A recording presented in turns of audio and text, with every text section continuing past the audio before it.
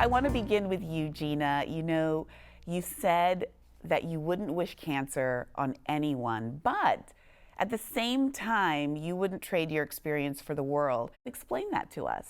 For me, cancer was kind of like a reset button in my life, and it kind of gave me an opportunity to really evaluate the things that were truly important to me and the things that weren't. I think there are two types of people in the world: those that think that nothing is a miracle, and those that think that everything is a miracle. And I turned into the latter.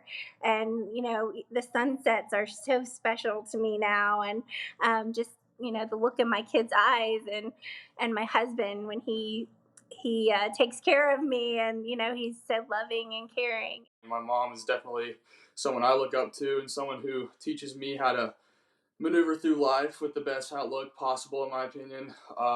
She's just a fighter. She's never going to give up. She's a really special woman to have in my life, and I really look up to her.